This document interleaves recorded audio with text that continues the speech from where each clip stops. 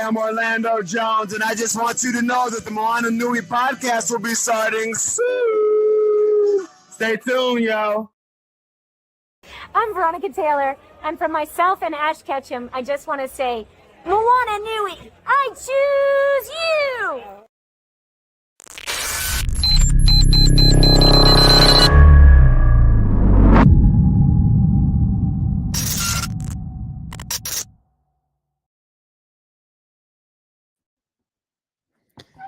Aloha, everybody. Welcome to tonight's episode of the Moana Nui podcast. My name is Moana, and I'm the founder of the show. And I'm joined tonight by Dana, my co-host. Welcome, Dana. How are you? Aloha, everyone. Thank you so much for joining, especially for those that is your first time tuning in to the Moana Nui podcast. We're so excited for you to be part of this show. I'm the other half of the Moana Nui podcast, and there's a lot to talk about. So I am going to go ahead and hand it right back over to the yin to my yang, the Renaissance woman of our time, the woman that somehow fits 7 days into 24 hours, the lovely, the beautiful Moana. Thanks, sis. As Dana said, welcome everybody. E como mai. Tonight's episode is special. I think this is a topic that is of interest to a lot of people. I know me, for myself, I'm looking forward to learning more tips on Moʻokū'auhau, our Hawaiian genealogy, and how do we navigate our family trees. How do we find them? Records can be conflicting at times. There's many types of resources online, but that can be confusing too because there's so many. But tonight we're joined by 4 wonderful guests who have all come together. They run an awesome Facebook group on the Genealogy Society. And I asked them to come and join us and share some of their knowledge, as many of them have been working on their family tree for a really long time. And they get questions all the time. How do I start? Where do I start? I feel intimidated.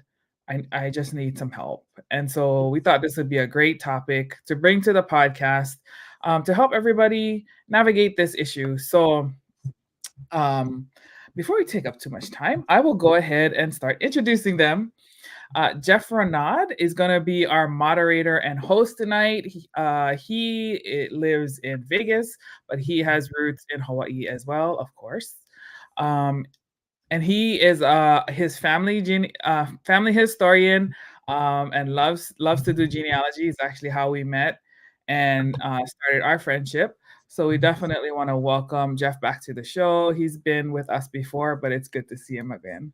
Welcome. Aloha. Jeff. Aloha, everybody. Good to see you.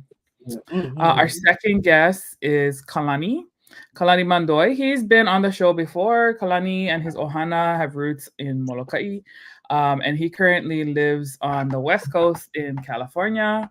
He started his journey trying to seek out his mother's side of the family. And he'll have an interesting story, which I won't spoiler alert that, because I'm sure he's gonna talk about it tonight. But Kalani also has lots of he's a DNA enthusiast. So he there's so much to learn from him because he's always sharing, and I'm like, oh my gosh, you're giving me so much, but it's too much. So I'm looking forward to him bringing his mana'o and his ike to the show. So welcome, Kalani. Aloha, Kako. Thank you again. Yeah. And our third guest is Moana Nui. Hopefully I'm saying that right, sis. Of Ewa Oahu. She is a cherished figure in her community. She is a mom, a grandmother, a caregiver. She is a volunteer for the Ka'ohana o Kalaupapa. And she's also involved in the Lahaina Restoration Foundation and the Native Hawaiian Genealogy Society Facebook group that I mentioned earlier. So she's new to our show, and we're really excited to get to know her tonight. So welcome, Moana. Aloha. Aloha. And last but not least is Ki'ilei. She was born and raised on the island of Oahu. She comes from Pacific Palisades, Waipahu, Wahiwa. She was immersed in Hawaiian culture and she's been dancing hula since the age of 3. Her family history and genealogy is one of her passion that she loves doing on a daily basis.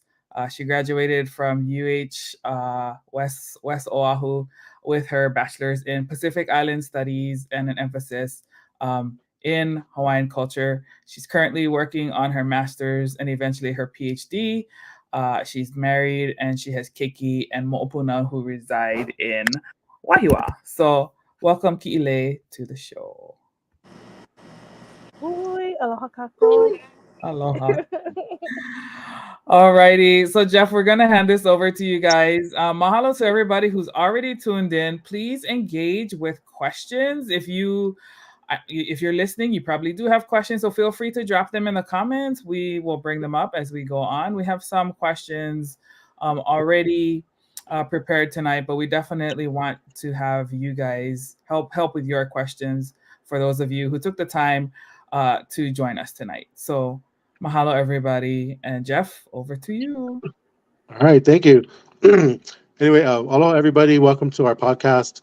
We want to thank Moana Nui and Papaʻola Lōkahi. Tonight's topic is Moʻokū'auhau, or as we call in Hawaii, your family genealogy. We're going to start off with our first question. We're just going to dive right into it. What is Moʻokū'auhau? And if you guys want to start, we start with Kile and we can move down to Moana and Kalani. Okay. What is your Moʻokū'auhau? It's your lineage, your ancestors, your descendants that's gonna come. And so it's just a whole bunch of people, some of them we don't know or we do know. And that's just a living testimony of why we're here. Okay. Moana, your turn. Or yung mo'olelo. Stories that we carry that went down through generations, and who we relate to and how we relate to other people. Mm-hmm. Anything to add, Kalani? Pretty much is what they said, lineage and history, because especially for Hawaiian culture, it's an oral culture. So all of this actually started from oral. It's our oral history, story of our ancestors. Mm-hmm. Great. So the very first question is, I'm sure everybody that's here tuning in is probably brand new. So our very first question would be, where do I start with my genealogy research? Talk to your ancestors, talk to your elders, Mm-hmm. gather information, gather names, as much as you can, information. Even if you think you've never heard of that person before, everything is a clue. Every story has a clue. And you use those clues to look for your answers. Mm-hmm.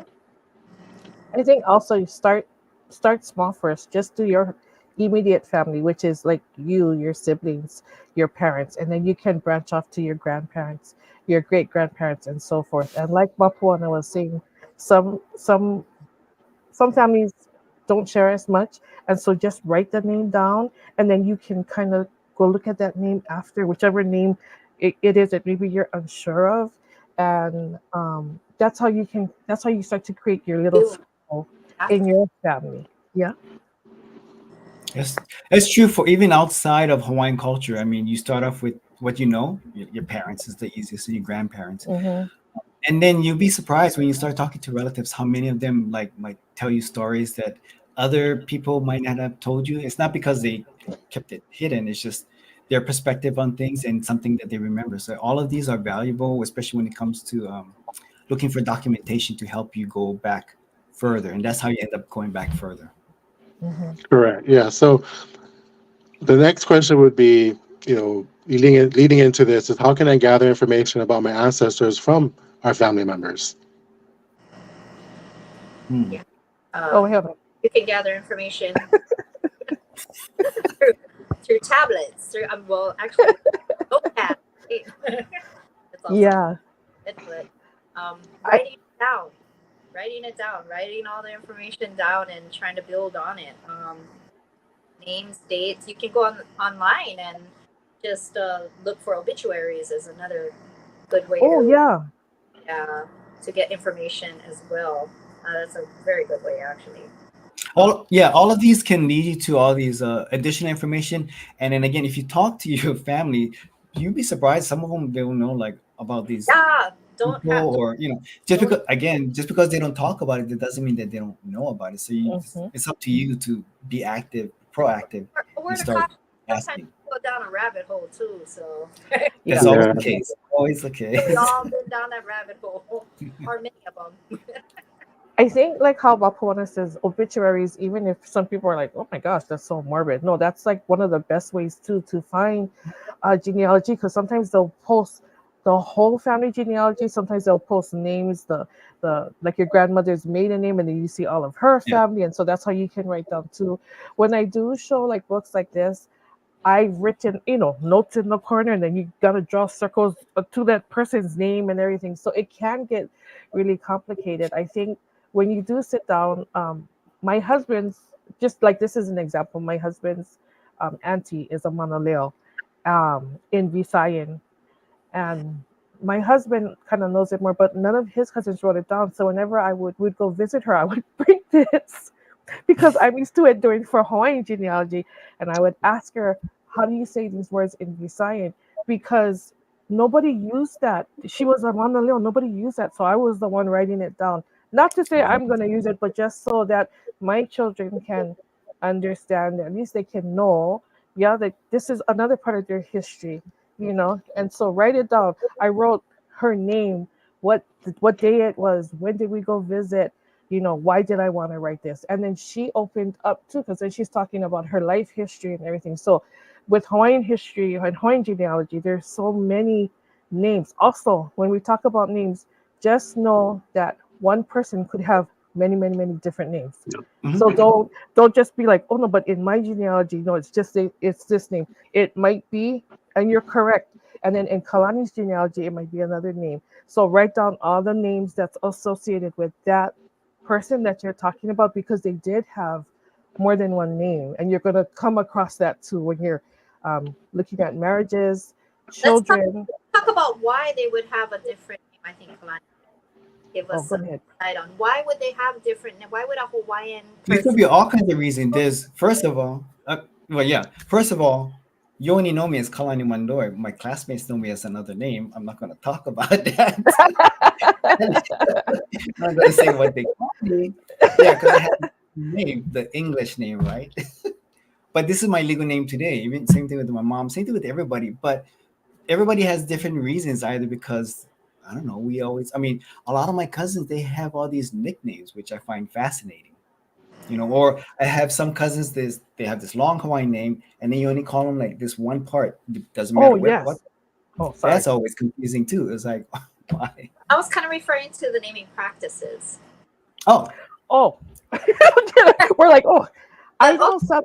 When I read about Keopuolani, who is Kamehameha the Great, that's his most sacred wife, I heard that when you're reading history, an Oahu chief gave her that Keopuolani name, but she was known by Kalani Ka'u'i and that's yeah, what she yeah. was called before, yeah, Kalani. And then when this Oahu chief gives her the name Keopuolani, then that name sticks. So I'm not too sure if it was like a coming of age thing, or like what she did that preceded this, or if he saw her in her rank that he just said, oh, like who, Mhm. that, oh look, you're Keopuolani, and because I think Keopuolani is like the gathering, right, of the clouds in The the cloud, yeah. highest heavens or something like that. So that, like how Mapuana is saying, the naming is very intricate too. And I think, like if you look at Kiha Pi'ilani, who is the son of Pi'ilani, the first of Maui, when he married his wife, he wanted to be hidden, and so they had a different name there too, because he didn't want anybody to know that he was Kiha Pi'ilani. So I think like in those instances, and I know Hawaiians too, right there, when we're naming our children, we also have like when if it's a couple name, right? You have, like how Kalani said, you're supposed to say, if it's a couple name especially, you're supposed to say the whole name, not just a small part. But I think sometimes, yeah, the naming too, you have to protect your children too and everything like that, yeah. And then we have, if you're going on naming, like you have Paul names, which are dream names, your tutu, right? If they want to name after your ancestor name. Well, And yeah, Una. go ahead. No, go ahead, The brother. Una is a commemorative name named after an ancestor. Yeah, yeah. Okay, and then they go through experiences, and then they carry another name, or they change their name. So Hawaii is very hard to follow as far as genealogy is. You know, you can't just say that this is my ancestor's name and it's going to be my ancestor. Right. Jim is Right. not going to be Jim 10 years from now. You know what I'm saying? Because Yes. they experiences and changed their name, which makes it difficult to follow them. And if you don't know the olelo, it's hard to go back. It's hard. That's Follow important. To know the olelo, because I mean there was no one back then saying, okay, you were born, okay, give me your full name, your first name, your middle name, the name of your father. They didn't have that, so this is why we have all these intricate names, and it's very confusing. Yeah. Without and then you have that they changed because, like in for instance, I've known of some Kalaupapa residents who have changed their name because of shame. Or the family. That is a really big thing with I'm sorry, Kalamai, with Kalaupapa. And unfortunately, even I think the families that were left whatever island you were on, even they, when that child or that person was taken to Kalaupapa, they even erased them from the genealogy too. So then to go back now when the kids are like, what, but I thought grandma had like 10 kids. You go, well, actually she had 12, but 2 went to Kalaupapa. And so you're correct, Mapuana. Then that becomes a big thing because people are like, wait, what do you mean? Then it's like you're finding out about a long lost baby or something. Yeah. Yeah. Then you have to add in the difficulty of the changing politically, Hawaii changing politically, and right. our record keeping really wasn't good at all. So it makes it really hard to investigate a Native Hawaiian genealogy or any to Hawaii, because melting pot. It's not just Hawaiian. We're talking about plantation workers who had a hard time figuring out where their family came from, went to, all of that, because there was a language barrier that you couldn't write the correct how to spell something in Filipino because it was a haole who was taking a haole numerator, or maybe even a Filipino taking a Hawaiian census. Yeah, correct. Language so barrier. my Pake guy that I come from, my Chinese ancestor, in the Oriental culture, right, the last name goes first. So his last name was Gu, and then there's that comma, and his first name was Aman. But when they were writing it, they didn't understand that it goes Gu, comma, Aman. And so they wrote his name as Guman. And so we're the only Gus that have Guban. And then they were like telling him, like, okay, what's your first name? And everything. So that's how our name got changed because it's just not understanding how that culture was. So it was supposed to be Gu, comma, right, and then his first name Aman. But like how you said, Mapuana. So we now, through the generations. So my Guman cousins out there, like that's how our name got changed because of writing and not understanding the culture too. Yeah, true. So I know there's people out there that's listening to us, and can each of you briefly go over what got you started and how long have you been doing this? Because I think it's very important that people know, especially when you're brand new. I know for myself, when I was brand new, I was just kind of thrown into it. So let's start with Kalani. Oh, brief. Okay. Yeah.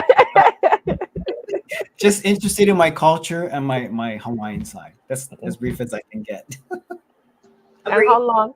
How long have you? I started 1989. So what is, I don't know, more than 30 years. And I started about 1996. And yeah, to connect my Hawaiian lineage, basically solidify Hawaiian lineage. Great. I'm with all of them. It's just an interest in always Hawaiian history, Hawaiian this, Hawaiian that, talking about things. And so our family always did that. And then at an early age, I just would just write, my parents, myself, my siblings, and our grandparents. You just keep writing. Then you go to my mother's eldest sister, and you just keep writing. So I think, like with Kalani and Makawana, I've been doing this. I would say that 30, 35 years. And just want to let you know, because we love it so much, it never, like, you don't stop. Mhm. So I'm in my 50s now, and I'm still doing it. And it's still, Yeah, I'm still there's doing it. you to walk in a Yep. new Still investigation. writing, still putting, like the little look. I'm not joking. Look. I just I write. okay. Wait, look. You see all my crayon, my markers, because I need to visually see sometimes, right, when you're making connections to who or whatever. So that's just how I operate. Colors. So for the viewers out there, what are some beginner-friendly resources or websites for genealogy research? Oh, okay. Yeah, okay, so you collect your names or as much information as you can from your elders, and then you would go online. You can Google. You can just Google the name that you're looking for, and obituaries probably will pop up, or addresses and who they related to. You can start that way. You can go on family search, ancestry. We have the newspaper chronicles, and we'll have the links that'll come out on the chat. um, Obituaries, National Archives records. Okay. Full Free is a military, all military. If your Ohana was in the military, you can look up, if what they did in the military, or how long they were in the military, if they retired from the military. Fold 3 is a good military outlet. There's one that they have plantation workers, yeah, Kalani. Like a plantation. The plantation one for the Filipinos is at the BYU website, the library website. Yeah, that's another thing. Oh. Website, library, the BYU. Yeah. It has at least for the Filipinos that were contracted to work on the plantations. Some of that is on Ancestry, but of course Ancestry you have to have a member. Lahaina Restoration Foundation is working on digitizing all those records that they have, at least to my knowledge. I'm not sure when they will be released, but I'm sure soon a lot of their archives will be released online. And every day there's stuff being uploaded, even on Ancestry. If you're looking on Ancestry, you'll see one day it's not there, and the next day it'll be there. So constant. So speaking of Ancestry, so a lot of the database does come from FamilySearch.org, which is run by the LDS Church. So if people want to actually get started, it's a free account. Log on, create an account, and have at it, because you don't want to limit yourself to just one particular website. There's so many sites. You want to cross-reference and see what's what, because you're going to come across documents that are contradictory from the birth to the death. Right. So Correct. you basically want to just kind of keep that and take your notes. We're not here to judge people. We're not here to say what is right or this and that. The whole point is to search your ancestors and search for your family, right? So you can share it to your family, and you can keep that going. Totally. Can I answer one question that we had in the chat from Connie about how the name change law affected the name that the keiki took? I don't know. I think you guys might know about this too. It's like when they were forced to take on a surname back in 1861, King Kamehameha IV. 16, I thought it was 7. King Kamehameha IV. Not everybody was consistent with the surnames, where the child had to take the father's name as a surname, because back then they didn't have surnames. They just had one or two, whatever names they were using back then. So because of the inconsistency, sometimes you do have people taking different names, especially if they had multiple names for the father, or it was one and then they only take parts of it. Or you have 10 Johns in your family. So you got to finish it the day. No. The other one too, going back to that, I have an ancestor. He married. He has 4 sons. Same mother, same father. All sons carry a different last name. So it's like Kalani said there. And even when you're looking, there's like no, the last names that they took. It's not connected to the surname. It's not connected to. It's just each son has a different last name, and then that their lines all carried it, but they come from the same mom and same father. So you're gonna run into that a lot too, and then you have to write down, same mom, same dad, but this son took this name, and this son took that name too. And then they even added Christian names, right? Like John, Paul. So that was the law where they had to take a Christian given name, and then the father's name would be the surname. Right. Yeah. By the time I was born in 67, that was done, and so my parents got to name myself, my brother, and my sister. We have Hawaiian names first, and then our middle names are English. So by the time I was born, that law was power already, but before they had to follow that, like what you guys are saying, English name first, then a Hawaiian name, and then the third name. That's interesting because I think okay, so now you're gonna out me. I was born the same year, but we look good, don't we? But I was still given an English first name by mom. That was my mom's choice, I guess. And actually, all of my siblings, and then our Hawaiian names are our middle names. But I did a legal name change back in 88 or 89. Sorry, yeah. So we want to address that too. With your names, if you are given an English name first, it doesn't make you less Hawaiian. It's like how Kalani is saying, it's the choice of your parents at the time. At the time that I was born, my parents chose to give us Hawaiian names. It has nothing to do with, we don't like this. It's just they had that freedom to do that because the law before said that you couldn't do that. And so that's why. And then my parents chose to go that route. So we just want to let you know, please, if you do have your English name too, don't be like, oh my gosh, I have to be called by a Hawaiian name. Not necessarily. And if you do, then that's great. But we just want to let you know that that's how it was for years for our ancestors, that it had to be an English name first and a Hawaiian name. And some of our Hawaiian ancestors, they only have English names, and some of them who are married Hawaiian Chinese, right? They have an English name first and a Chinese middle name, and then a Hawaiian so some of our ancestors don't even have Hawaiian names, and that's okay. It's okay too.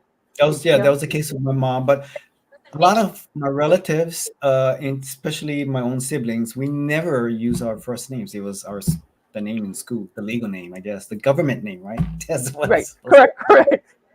The government name.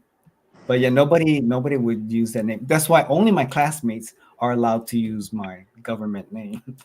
But they all know me as Kalani because, I come from a small island, so everybody knew my name. Well, Connie, I hope that answers your question, Connie. If you have more questions, let us know. That's a great question too. Yeah. So moving forward, what types of records should one look for to trace their family history?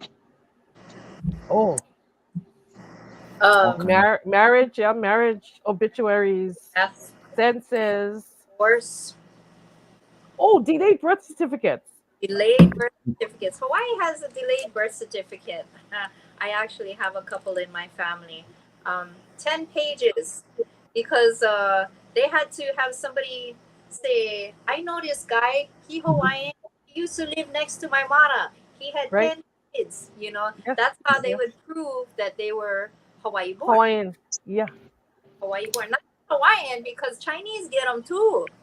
No. But for Hawaiian too, if you're trying to show Hawaii a certain time of year, certain years, I think it's like, I know in the 30s it still was. It still was going on, So to clarify, these delayed birth certificates were the result of people not having a birth certificate, and then maybe they had to go to work and they had to prove who they were. They needed identification, so they had to go to, I forget where was it, Hawaii State Vital Statistics. I'm not sure where, but they had to bring 2 witnesses who could confirm they are who they are, and that's this whole interviewing process.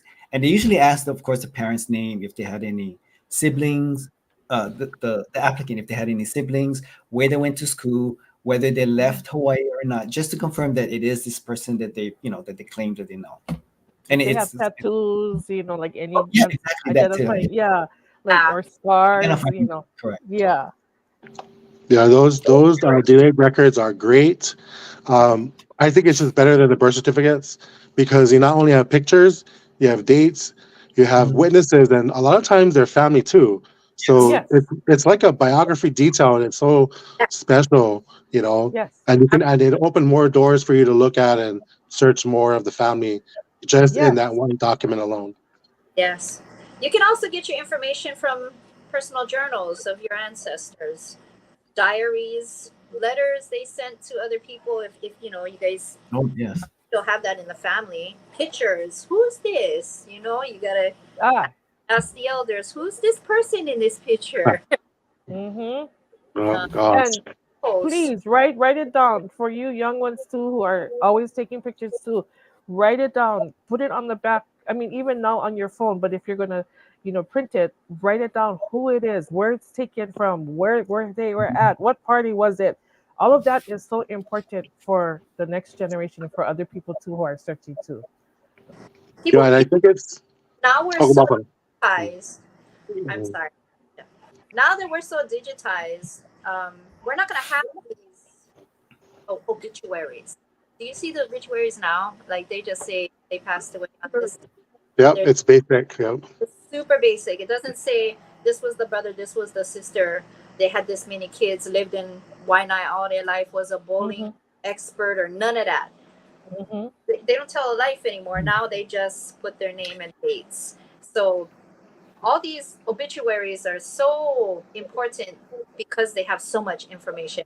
Or even the delayed birth certificates, it tells a story. Journals will tell a story. This is what my grandmother was doing on this date. Oh, and she met with so and so.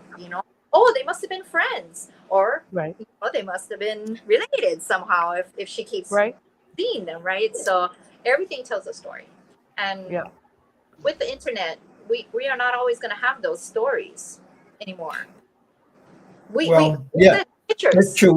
How do you might not have pictures? We might not have the actual stories, but especially in this day of the digital age, there is one thing that is useful: social media. Of course, it makes the work of a genealogist much more challenging because you have to figure. I mean, it's easier people. People is like when you're trying to connect the family. Like, I think this is the relative, and sometimes you can see it on social media, like how they might be related. And if you're lucky, I mean, if anything, you can always contact the person. That's a good thing about social media. You can just contact them directly and find out how are they related.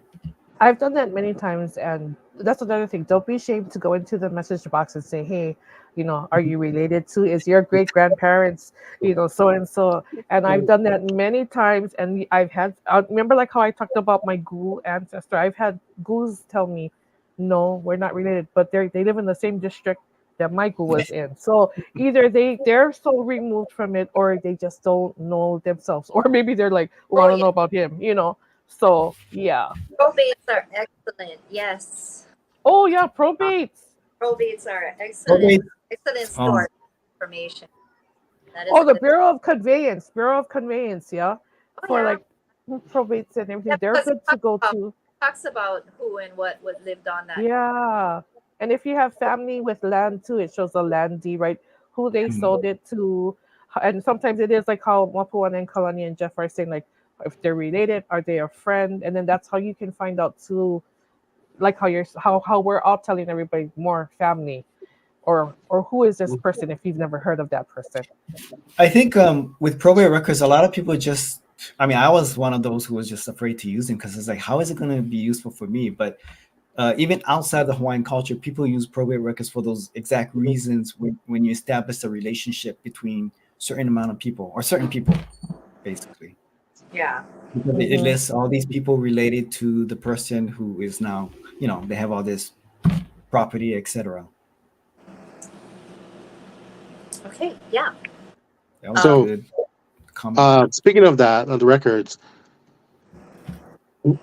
how does one start or create and organize their family tree Oh, as a beginner? there you go, right there. Wait, yeah. So like how she's showing, this is the first thing because you can keep them, and binders and sheet protectors. Okay. Yeah, binders and sheet protectors. Yeah, that's another. I started off that way too. Of course, digital age now, you can always get genealogy software as well. There's free ones. Oh. This is Good my one. first one that I did, and it has. Yeah. See. Oh, that's still me. Right? Kalani, I have to move up to your level next. But well, actually, I did that before, but I did it with my typewriter. Oh, Typewriter. I did the lines, yes, with the typewriter.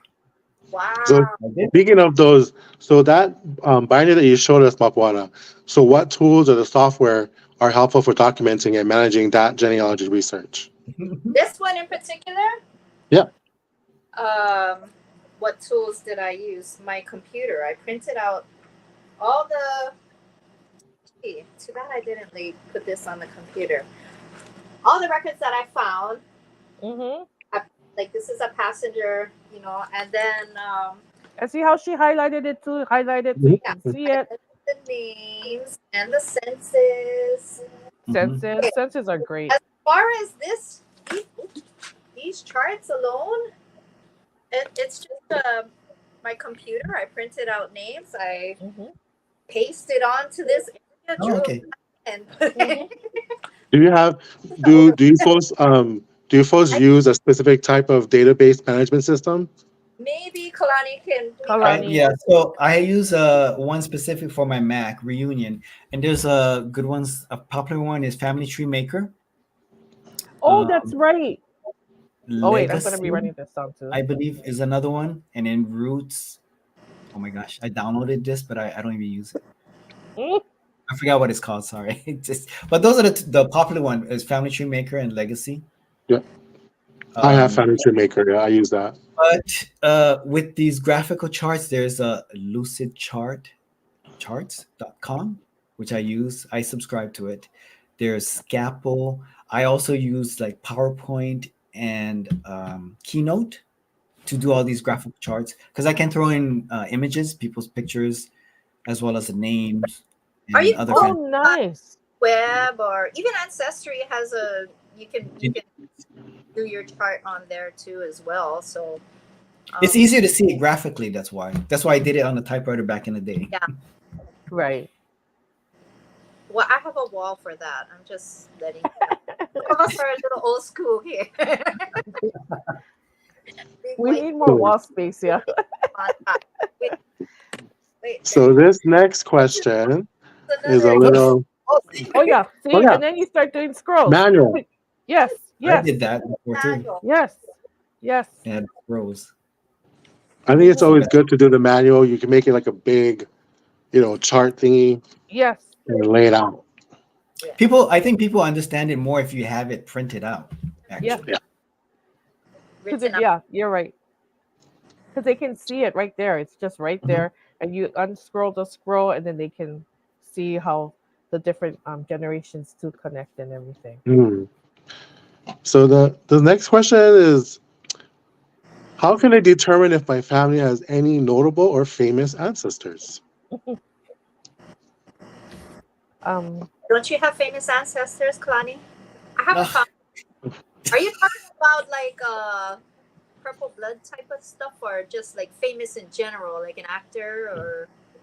It can be like, for us in Hawaii, I think a lot of times when we think of famous, I know we think of like the actors of today, but I think for us it's more like, was our family like of the elite line? Were they part of the stuff like that? I mean, that's what I think, but then you guys might have a different take on that. Well, for me, it's just a matter of just researching as far back as you can. Yeah. And then I was Mhm. lucky when I started to look into the newspapers, especially the Mhm. Hawaiian newspapers. That's when I found out my ancestor was my Haole ancestor actually was the governor of Oahu. And there's a reason why his children, his grandchildren especially, had these large lands Mhm. because of who he Mhm. was. And this is all by chance. I mean, I didn't know that my great grandfather was a captain of the police, all because I was just looking through newspapers. And the newspapers are actually very You valuable to Yeah. you finding out when your you have to ancestors go were through those mentioned. rabbit holes in order to get your Mhm. answer. You have to ask questions to other people who have already investigated lines associated to your line. Or here's a you know, for instance, my family is Kapi'iuho, and as far as I went back, they were in Waianae, and well, you know, some people say he's Kapi'iuho Kalani, and I have no way of proving that. Confirming. I have no way of proving that. So, that would be connected to, you know, the Maui chiefs. So no, I don't claim that because I have not found that line yet. I have not found my family prior to 1847. I think as like how Jeff said, it is correct. If you're asking like noble houses and everything, I this is just me saying it. This is my opinion.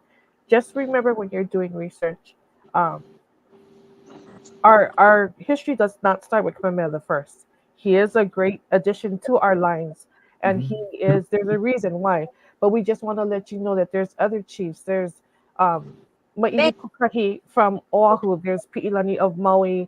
There's Kahelelani for Ni'ihau. Mano Kalani Po for Kauai, and so and then there's other chiefs too. Moikeha is a Kauai chief, and a lot of people are like, oh, but he's from Tahiti. Ai Polole. I mean, yes, correct, but he also came to Hawaii too, married and had his children too.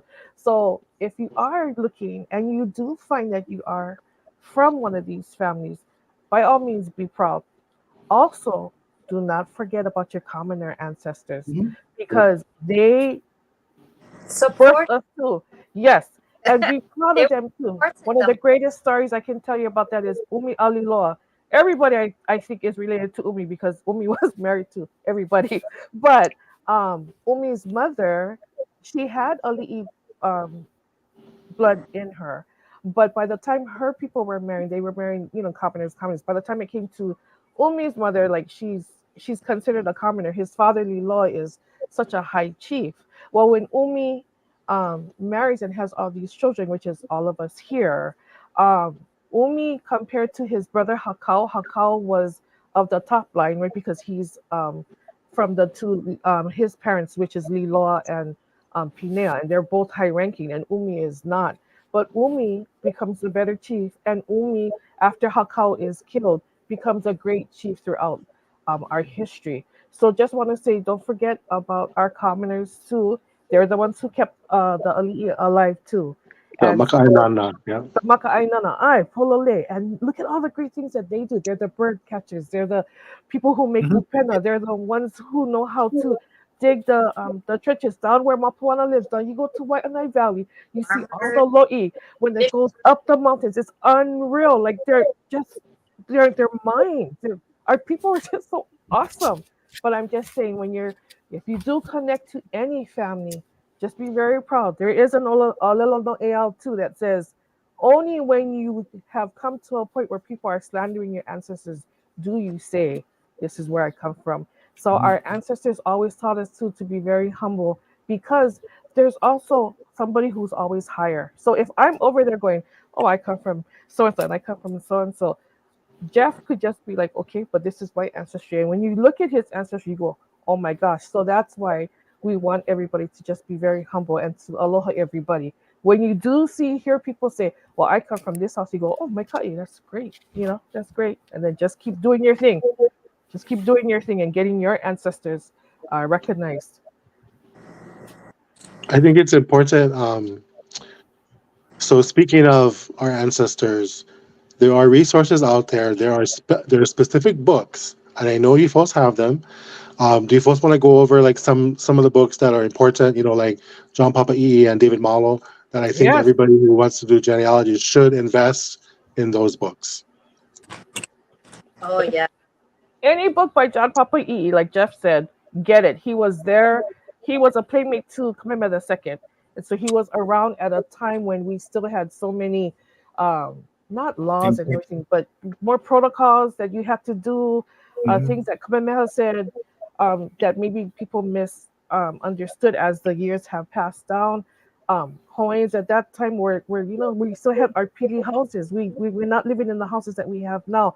Malo, you wear malo, you did all these things, you make your own raincoat, your upena. So I think like how everybody is saying, yeah, look at all of not look at all of these things, but what was I saying now? Let's look at the books. Yes, so Important, yeah. okay, Mao, John Papa'i'i, Ruling Chiefs is also a great one in my opinion.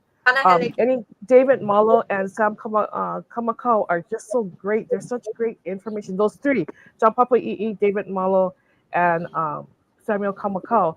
The one that's also that everybody, Auntie Edith's book, Auntie Edith Mackenzie, her genealogy books, the one that it's out of print and it's going for like it's so much money. Everybody's trying to get volume 1 and volume 2.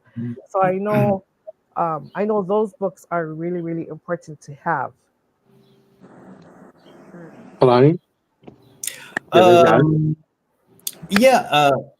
It was already mentioned. So Samuel Kamakau, because of he was educated, I believe, at Lahaina Luna. Yes. So he has a lot of good oral history.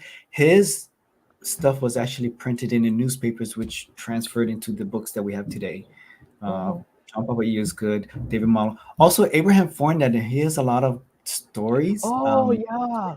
He was married to a chiefess from Molokai. Yes. And that's how he got a lot of the genealogies as well, and his stories from her. I forgot her name. Fraser. Finding Aid. Fraser. From Fraser. That one is good too. Oh, which one is that one?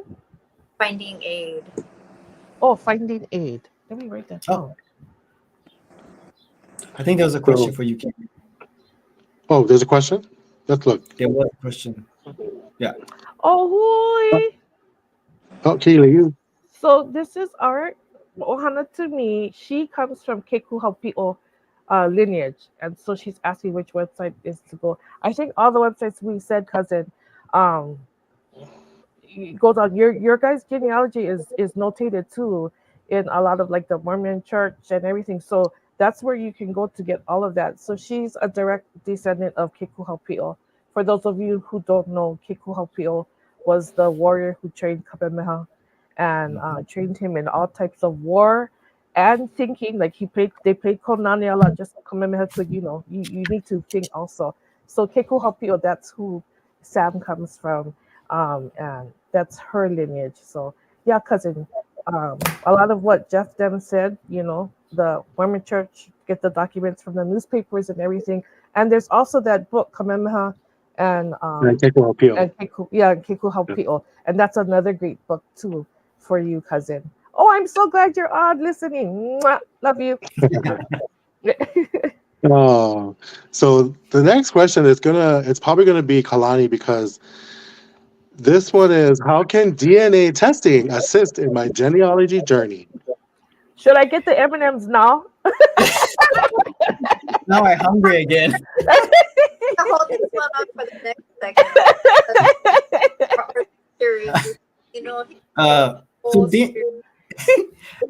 DNA is actually pretty useful as far as confirming a relationship, but it cannot tell you what the relationship is without additional information. So that's important. You cannot just have the DNA say, okay, this is whatever you want. You need additional information of that person that you tested and who you're comparing it to. For instance, me and Jeff relate through DNA. How is that? I'm not sure yet. We haven't found it yet, but yeah. That's a whole new different podcast. Yeah, if you guys have access to Ancestry, they have like all these matches with people, and I'm like, how am I related to, especially from New Zealand, right? So I'm like, I have no idea. I don't I don't know, because it's just so far, maybe far back or far beyond kind of thing. Yeah. So, but I know like DNA is kind of important nowadays, and I know Kalani is an expert because he posts all of that on his It's been Facebook. so. I guess Mhm. I should have explained. In my case, I did. my mom was adopted, and then I didn't know what I was doing in the beginning, but once I found the closest relatives, two different relatives, one wasn't so close, the other one was really close, but I still needed additional information to confirm, how my mom was related to them. But that takes real genealogy research actually. So the DNA can only point you in one way, but you still need additional information to tell you, how you guys are actually related. Oh, see, Jane Cope is saying Yeah, that she she. said she's related to the three of us. Yeah, we should all be related, by the way, genetically. All of us are related. In one way or another, we relate to each other. Mapuana, Akila, you guys have anything to add to that on the DNA side? Oh no, that's all Kalani. Yeah, that's all. Yeah.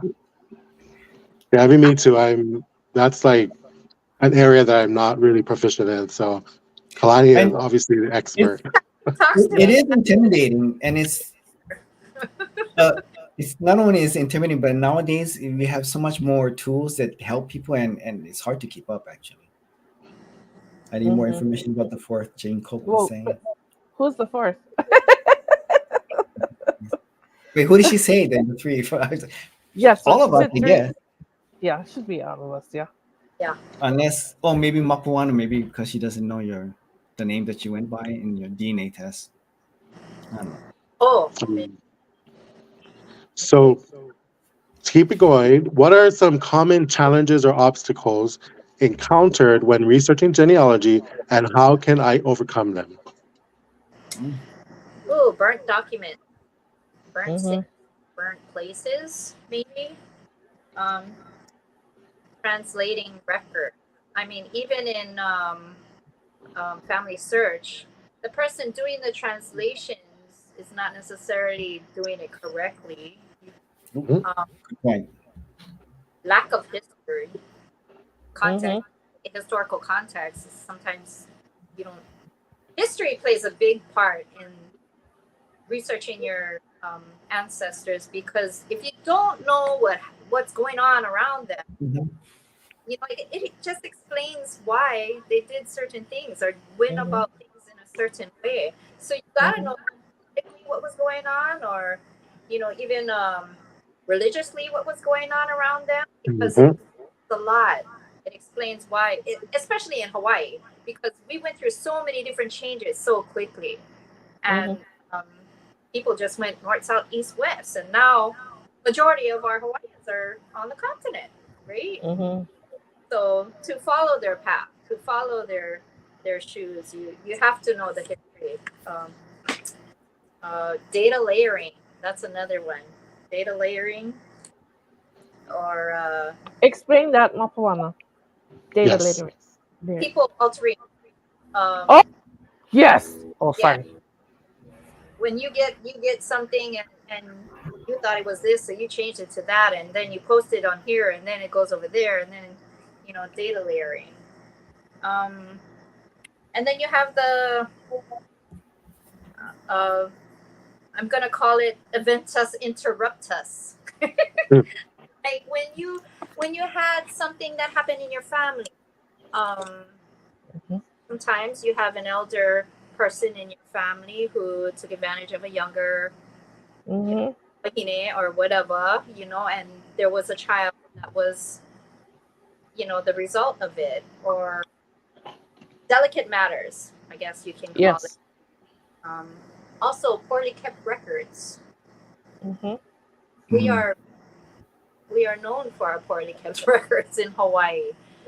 Um, yeah, when the missionaries came and they started record keeping, it wasn't always correct, or the Hawaiians never even know the type of date that the haoles kept, if that made any sense. Oh, I was born about the year Lono, you know, the year Like that yeah, they would use like the the out of year that this king passed or something like that.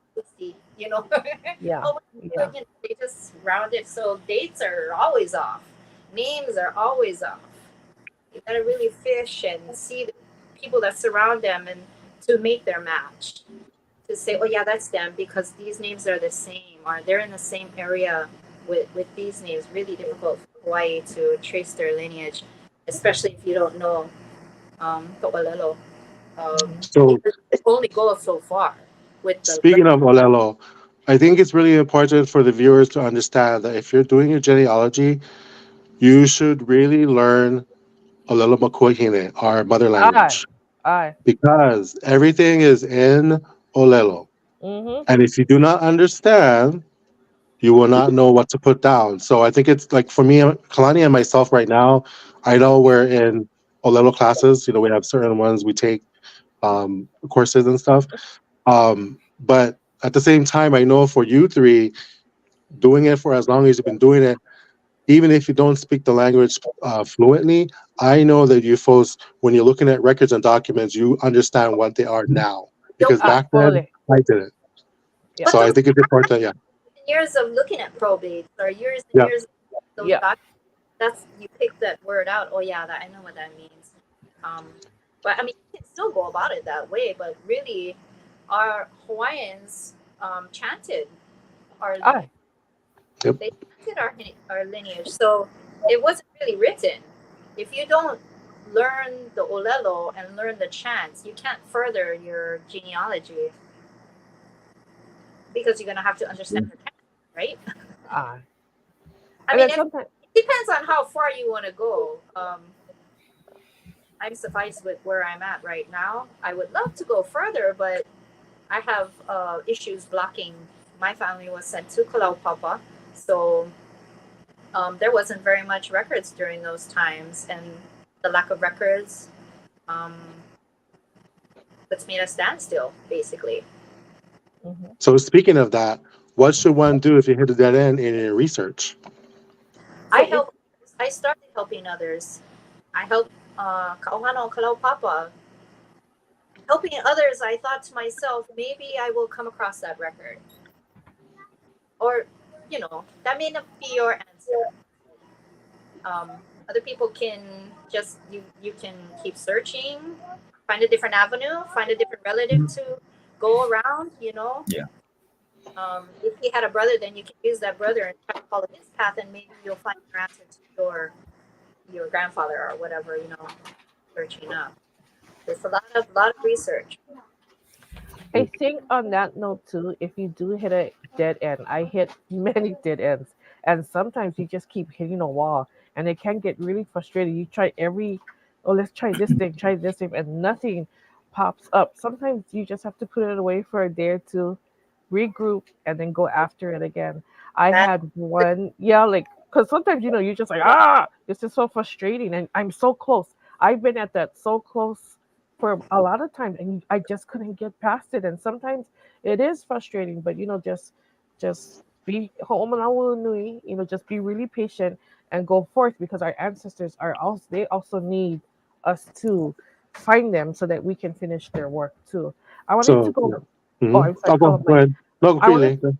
I wanted to go back to what Jeff and Wapona were saying. When you do have secrets in your family, sometimes I guess how we are now, us four right now. If somebody was to tell us a secret, we're not gonna be like, oh my gosh, like how Mapona said, if somebody took advantage of somebody, oh my gosh, I'm never gonna talk to them again. I think what we do is you just take down the information, Yeah. understand it. That's It what was I a do. different time, and I know now we have that Me Too movement, and a lot of people saying, oh no, this. No, no, no. You have to understand when Hawaiians too, it's a different time. It's just very different, and you cannot bring that too. I also wanted to bring up Christianity too. Even if you're Christian, I had a cousin who could not believe that our this certain ancestor that we have had more than one family, and we're like, oh yeah, oh yes, that's how it was. But what I'm saying is, as we know Christians now, right, we're monogamous if you are Christian. And so if you find out that your ancestor had a family, like say in Kahuku, but had another family in Waianae, that's what happened too. And so don't judge them either because whatever the circumstances or whatever, that's just what happened, and then that's why we're all here too, So just to kind of That's go how off what they're saying. all related too. Yeah, Mhm. and that's true. So I wanna add to that because you brought up a good point about Christianity and religion. So I want the viewers to understand that our people were spiritual. Hmm. They were very in tune with everything that's around them. They've been doing that for thousands of years before the missionaries came. I So probably. I know, like, for me personally, I was on a journey where I was kind of conflicted of how I was raised. We went to church, right? Where I'm from, the temple's in Laie, right? That's where I'm from. My Aye. family's from. However, we were always taught that our culture is probably even more important than a religion. Aye, probably. I found myself basically spirituality, whatever you want to believe in. I mean, in Olelo, we say Kelkua, right? Aye. I When I attended the Native Hawaiian Genealogy convention in June here in Vegas last June, that's where I met Moana, and I took the Moʻokū'auhau session, and it was ran by Puka Asing. Oh, And Puka. Oh, yeah, sorry. so I was when I was on my journey, doing our research like we always do, is our family history, our genealogy. I came across the name Eo or E, the supreme, right? Ilala Ole, Aye. the supreme without branches. Aye. And Aye. if people don't understand, and it kind of took me back because I asked that question and everybody just was shocked. But I think that, our ancestors, they're here, like for us, it's not just a person that died. It's not just they had a birthday and a death day. No. I go, when you say their name, when you say your tutu's name, they live again. They never Aye, die. probably. They are out. They're always with you. So I really, I believe in prayer and pule and all that too. Aye. And there's protocols of how we're doing things. So I think it's important for the viewers to understand that you need to shift your mind to how it was back then, because how it is now was not how it was back then. Aye, probably. Yes. And then So it even like how you're saying the naming part, when you call, when you're calling, even when you name your children, and if you name them after that ancestor, Jeff is right, they get to live again because they're living through that child.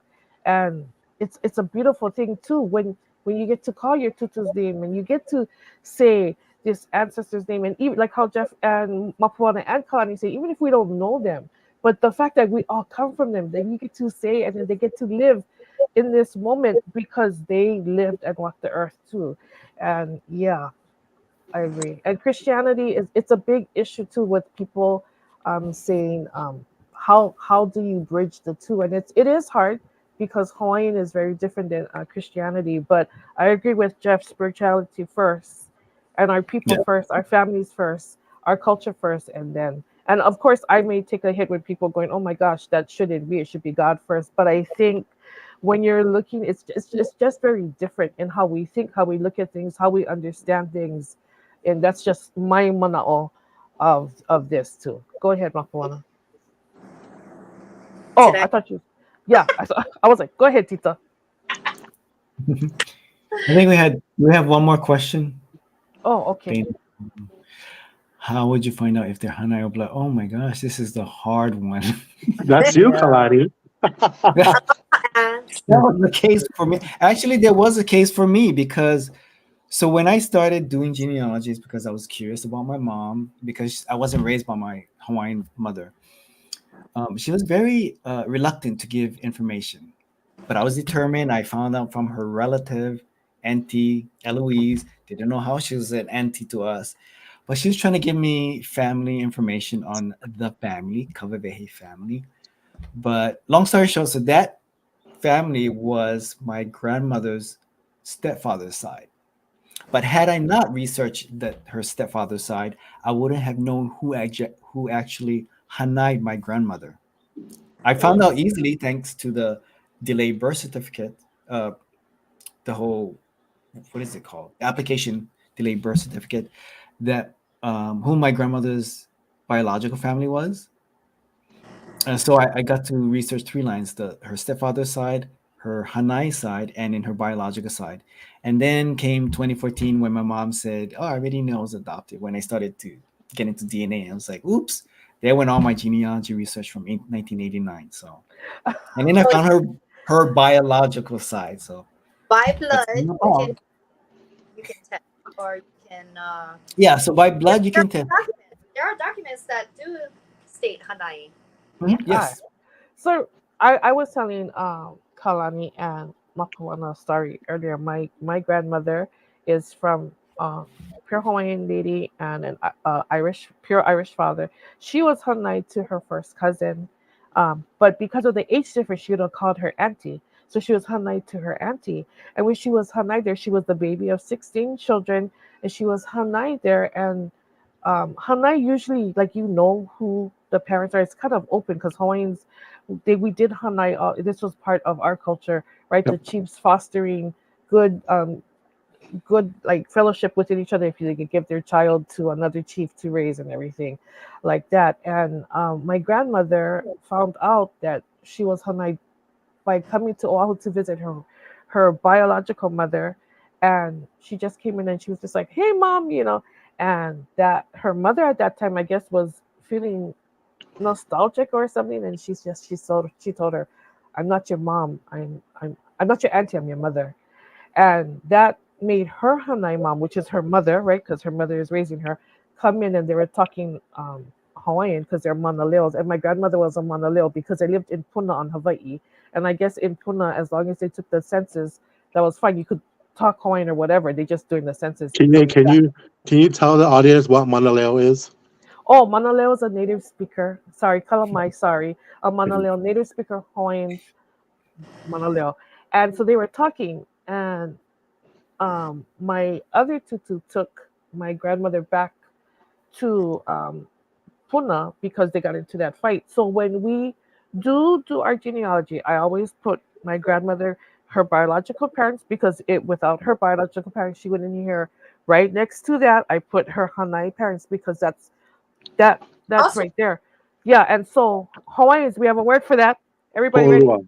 Aye, polole. And so when you are researching, then you come to like Kamema the First is a great example. Some people don't believe it, but Kahikili is his father, and then Keoa was his father too. So you should put the two genealogies next to each other so that you can see.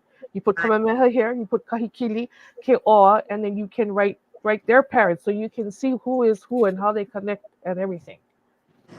I think Anthony's question is like, how would you find out, right? I mean, I found out by chance. I don't know. Stories too.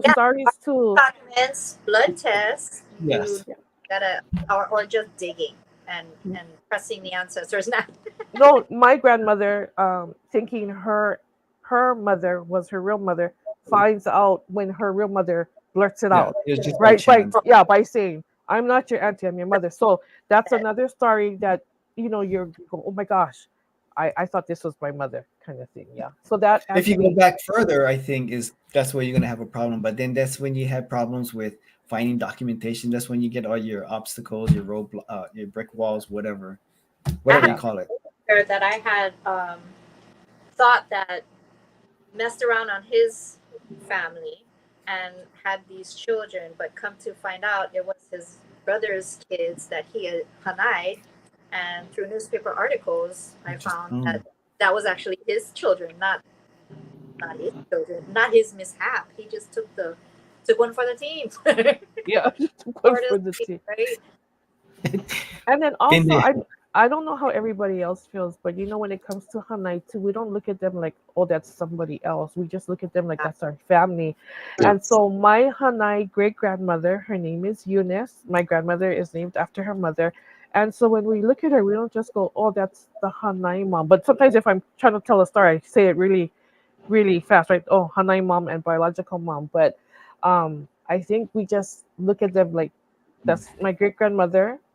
This is also my great-grandmother. And so when people kind of go, oh, how come you were always, how come you don't just say the biological mother? Because there's a bigger picture to it, right? With being raised, who raised you, who did all the work, and who gave birth to you and everything. Oh, look, there's my cousin Lehulu. Hui, cousin. It's a great comment, because that when you start researching all these collateral lines, that's how you end up finding out about this hanai. Mhm. I mean, that was the case with my mom. With I was looking at her mother's stepfather's side, which led me to the hanai side. So, Yeah. so going off of that, how can one connect with other genealogy enthusiasts or researchers for support and collaboration? The Native Hawaiian Genealogy Society. I was thinking of Yay! that too. Come on.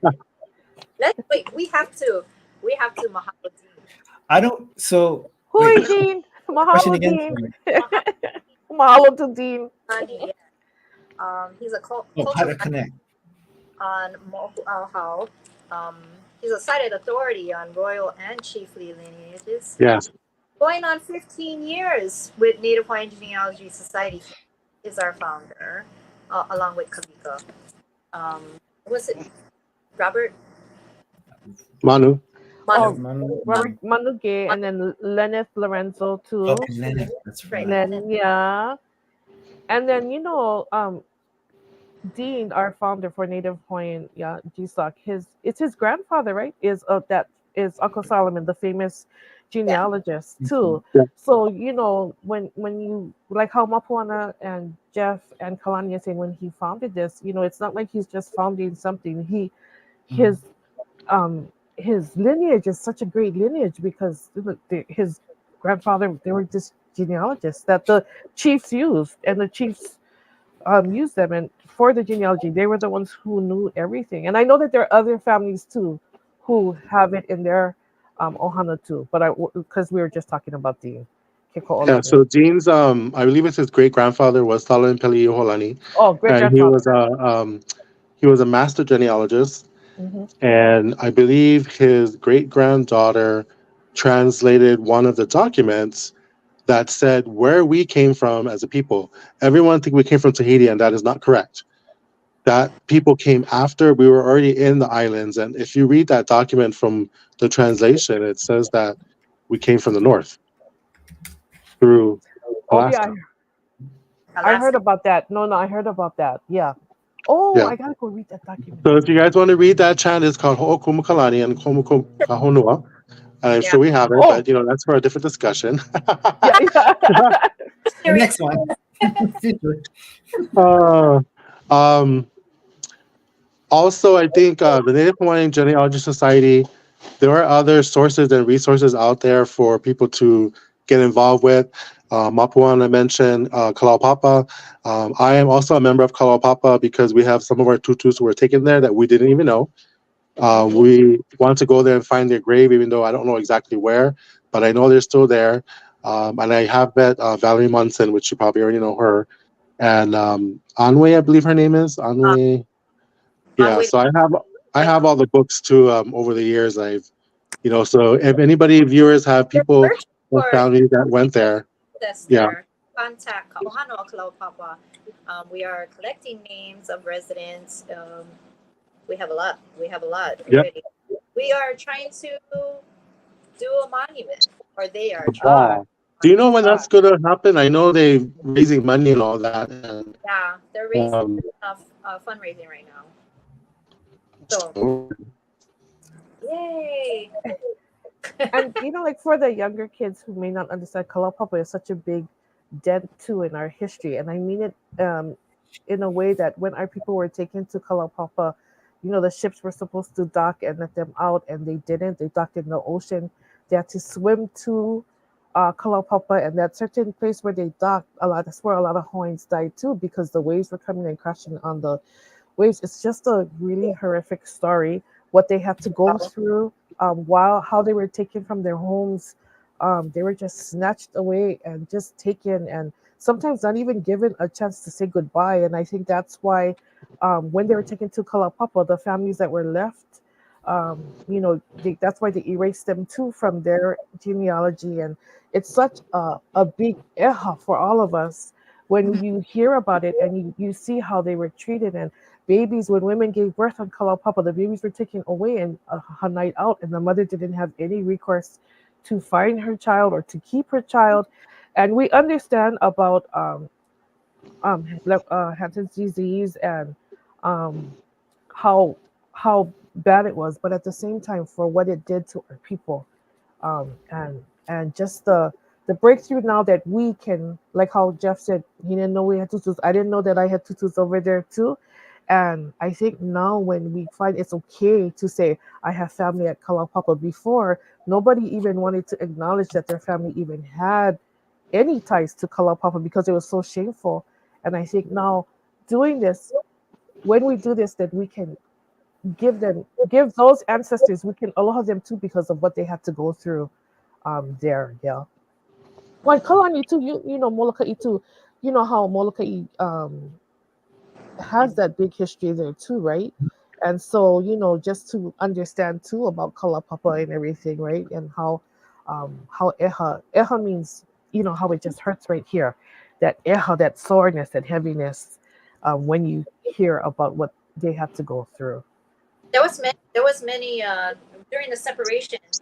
A lot of children went to Oahu, and they would put in the paper, "Hey, this child is going to be coming from Palau Papa. Claim him.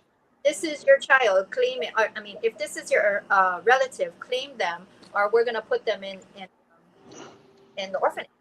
And then the orphanages got full, and then they were just like, trying to find houses for these because they couldn't feed them. They couldn't. It's just really hard to find where your family actually stemmed from when they go to the orphanages. So we're hitting our the end of our podcast. So I just want each of you, in closing, if you want to just leave a brief mana'o or one last thing before we close. I know it's already been over an hour, but we'll have another session coming up in May. So, but if Kalani, you want to start?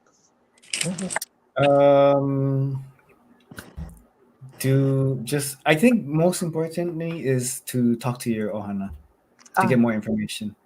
Start there. Get more information. Go onto the internet. Look for your ohana. Connect. Make connections. Check out the Native Hawaiian Genealogy Society.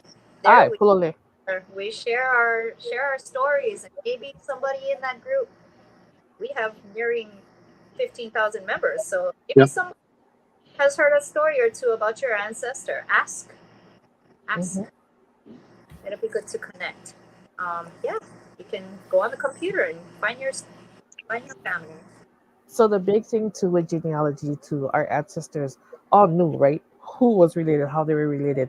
As our families got bigger and as they became more Americanized, things started to change a lot. And now the families, some of them don't know each other. So like everybody, the four of us here, talk to the elders. The elders sometimes too, they watch you too. If you're only going to ask one time, they may not spill the whole thing, because if they're seeing that you're not really taking, you just, like, who's my ancestor, that kind of attitude, then you have to be careful too. Talk to them, sit down, write everything. Even though we laughing and everything, I'm not joking. These are great to have, and then to these are great. Just keep writing. Look at everything. You gotta. I think that's the first step, is writing everything down and talking to your ohana, and talk to your ohana first. Please don't go outside and say, "Oh, Auntie so and so said our grandfather is this." You talk to your kupuda, because they know. Yeah. If for the viewers out there, if you folks have grandparents and great grandparents living, talk to them now. Oh, Yes. When we were growing up, a lot of us, we couldn't be around the old folks because that's just how it was. But when we got older and we started on our journey on our family Moʻokū'auhau, you have to be ni'ele. You have to be kind of maha'oi in a little bit, because if you don't, they're not going to just come in and tell you. And they are watching what Ki'ilei said. They're watching you because they're probably looking for that one family member who's basically going to carry the torch. Polole. So, yeah. But anyway, we're going to have a part 2 session, everybody, next week. Same time. If you all want to come back, we're going to have a whole set of questions for our viewers. So anyway, we want to thank everybody. We want to thank the Moana Nui podcast and Papa Olo Lōkahi. I want to thank Ki'ilei, Mapuana, and Kalani. And if you folks want more information, hit us up. We're all part of the Native Hawaiian Genealogy Society on Facebook, if you want to Google that. So until next time, ahui ho, aloha. Mahalo. Aloha, hui ho, malama. Dana. Thank you, everyone, once again, and thank our panel and everything. And for those that are watching it live or watching on the replay, if you have questions, please definitely tune in next week. We're going to continue the conversation on Thursday, same time, 8:30 p.m. Eastern. So if you're on YouTube, go ahead and like, subscribe, and hit that notification button so you'll know when we go on live, so you can be able to ask your question live, like you see all the wonderful people that have joined us tonight that was able to ask their questions to our panel. So we'd like to thank our panelists for all their knowledge, their information, and definitely check out, especially if you have any relatives that any ties to Hawaii, definitely go to their Facebook group and definitely join and continue to get some information there. But thank you all for tuning in, and we'll see you all next week. Everyone, have a great evening and a great weekend. Bye, everyone. Bye, hui ho. Ahui ho.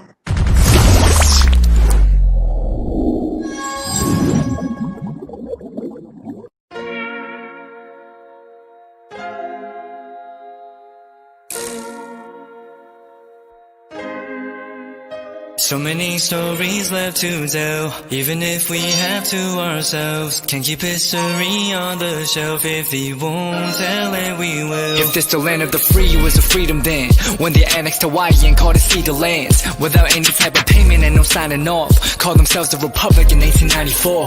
1.2 million acres overtaken from the native Hawaiians. When they resisted, the West retaliated in violence and erasure. The Hawaiian language is banned as part of colonialism's plan to expand, yeah. Stuck between a rock and a hard place. Multiple bombings of Kaho'olawe as a part of their ongoing war with Asia. Used it as a place for target practice. No consent or compensation. Colonizers call for annexation. The work of all the locals. School will never let you know. So many stories left to tell, even if we have to ourselves. Can keep history on the shelf. If we won't tell it, we will. Too many stories left to tell, even if we have to ourselves. Can keep history on the shelf. If we won't tell it, we will. We will. So if we put Hawaii in a perspective, well, Black and Asian history is interconnected. Considering the fight with the Pacific, then of course versus Asia, they was treated as a middleman for war, but didn't let the Western colorism run its course. Cause dark skin was a sign of dignity to core. The land was taken in the name of capitalism, when prior to it was an actual kingdom. Clap back at the system. Stuck between a rock and a hard place. Multiple bombings of Kaho'olawe as a part of their ongoing war with Asia. Used it as a place for target practice. No consent or compensation. Colonizers call for annexation.